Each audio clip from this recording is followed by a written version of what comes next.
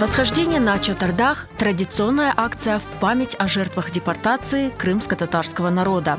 Впервые ее провели в 2006 году. С тех пор каждый год накануне 18 мая представители разных поколений преодолевают подъем длиною в 1527 метров. 7 лет назад на самой вершине горы появился памятный знак жертвам депортации. Идея установить его появилась у жителя Ахмеджита Эльдара Азизова. Идея появилась в 2013 году.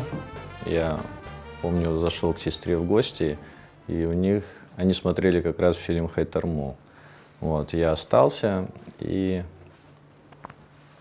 так сильно проникся переживанием, болью, горем нашего народа, окунулся в воспоминания, что Карбаба, Бита рассказывали, что происходило в этих эшелонах, что камнями закидывали, как их выгоняли из домов.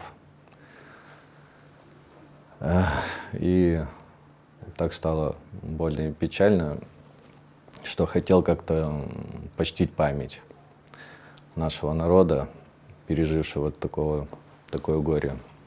Вот, и сразу возникла идея, надо памятник какой-то сделать, и своими силами. Никого не хотелось привлекать, потому что понимал, что это все будет долго. Вот, и я сразу позвонил брату Рустему: давай сделаем. Он сразу поддержал. В этом благом деле у братьев нашлись единомышленники.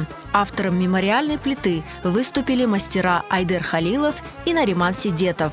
Сделать ее решили из крымского камня.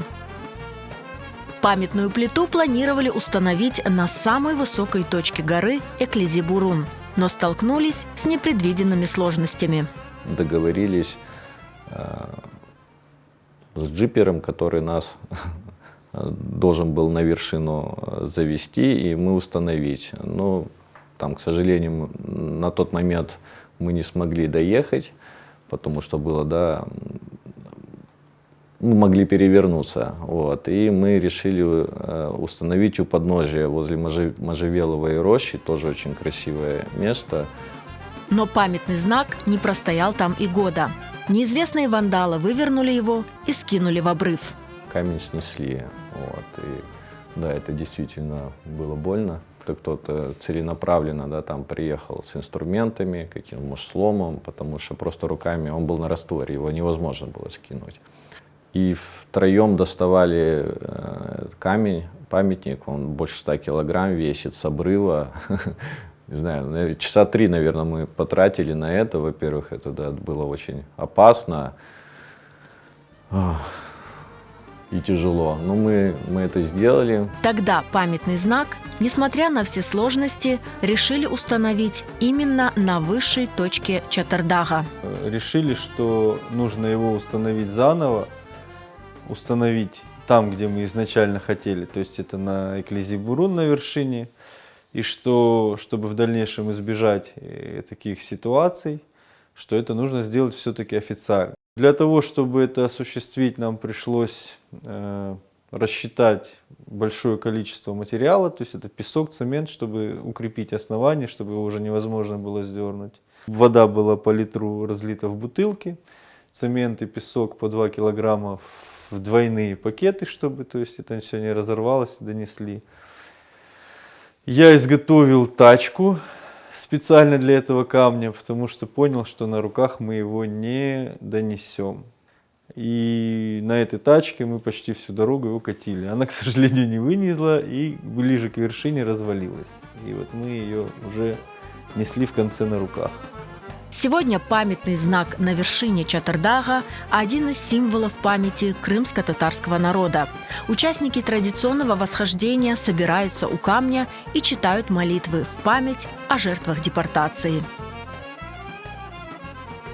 Решили установить